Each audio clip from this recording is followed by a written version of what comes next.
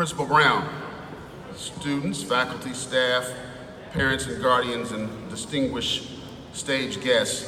Dear graduates, it is time for you to take your rightful place in the community. As you head off to college or the military or your vocation of choice, I stand here representing all the folks who love you. As such, I will take upon myself to tell you that whatever you do from now on will and must have impact on our society and our world.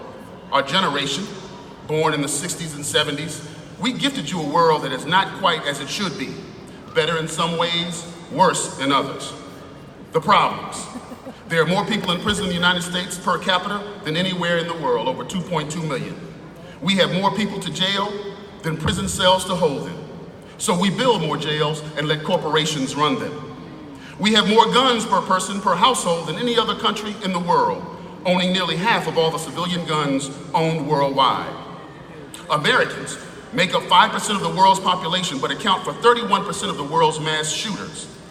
The Pew Research Center reported that 2/3 of the video games our children play tend to contain violent content. Not surprisingly then, an unarmed black man in the United States is 2 times more likely to be killed in an altercation with a police officer than a white man.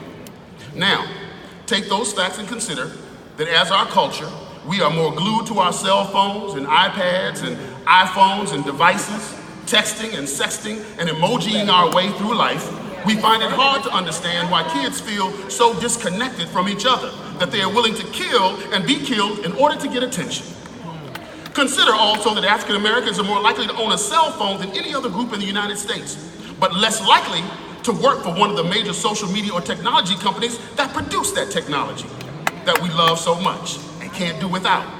Facebook has convinced you that you need it, but somehow it can't need you if you're black and Latino.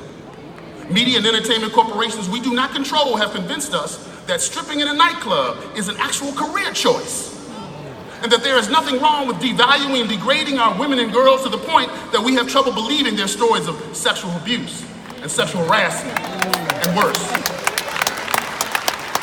We, through our vote, or maybe through our failure to vote, elected a president who trades in lies like they were new neckties.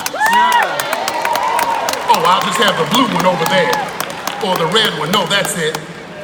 We, in failing to vote as we should in this county and across this country, elected a commander-in-chief whose only black friend, Kanye West, believes that American slavery of African people dragged from that continent to this one was a choice. Please, Kanye, tell Harriet Tubman that. Tell Frederick Douglass that. Tell 15-year-old Sally Hemings sleeping with Thomas Jefferson that. Tell my great-grandmother at 101 years old fought back tears to keep me from asking about being born in bondage. This fool thinks it was such a choice. If he thinks it was such a choice, then why aren't we named Adebayo and Umbu and Jala and Kinte instead of Jackson and Johnson, Jefferson and Lyles?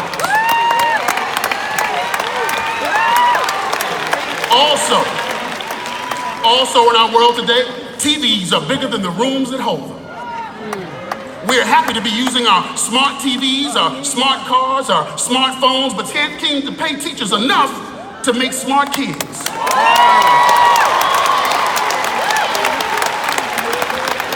All these problems for my generation, the generation of the original latchkey kids. Yeah, we're the one who didn't even know what a car seat was. We had no seat belts, remember that? We played outside in the streets until it got dark. We had no remote controls for the TV. We were the remote control. Right. Remember? Your dad used to call you in from the house, from outside. Change that channel, boy. Right. We are the generation with so much promise after the civil rights movement. We knew that we were going to do better and be better, but we left some things undone. Now the solution to these nagging problems, we leave to you. The solutions.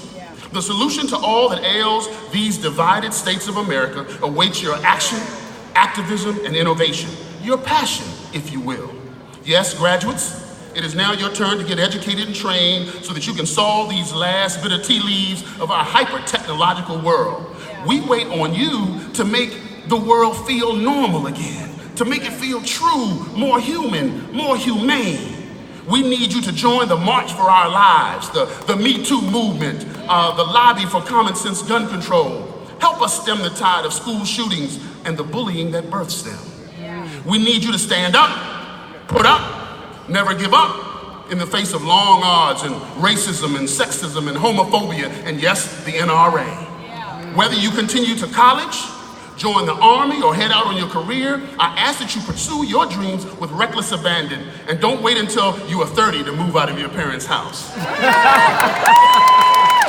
You are no good to us if you come back from college still dependent on your parents for support years and years later. You are no good to us living in your parents' basement, so we need you to get up, get out and lead. Lead a protest, lead a movement, lead a team, lead a company, and yes, lead a country. We need you now more than ever to take your rightful place as the problem solvers we groomed you to be here at Flowers. It has been said that the children are our future, but graduates, you are no longer children and the future is now. Not just now, but right now. You must become and stay engaged, get out and vote in the upcoming election, find out who is going to have your say in the life that you want to live in the years to come.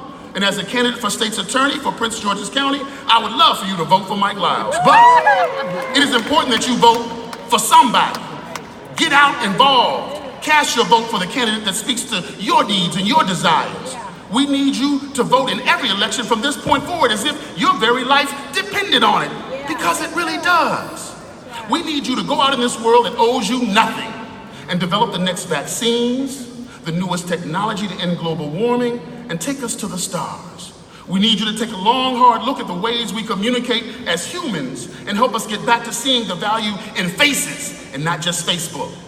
Help us connect better with grandma and not just Instagram. Our vision for you, our charge is that you take the baton and get in this race of life and take your turn. Try and fail, try again. Value making family and friends as the only true things in a life well lived. Trust your gut. Stay grounded with all the little things we told you. Remember, say please and thank you. Clean up your room. Make your bed every day. Be on time. Turn off that light in that room if you're not going to be in it. Go to church. Don't take more than you need, but always give more than you think you can. It is said that the children are our future. But, dear graduates, you are no longer children, and the future is now. Not just now, but right now. Today, we need you to live your truth and commit to challenging yourself as you move on and out. Straighten up, get up, stand up, unless you are kneeling for a cause. Be a Colin Kaepernick and not a Kanye. And no matter what you do, never give up. Never give up. And by God, stay woke. Thank you very much.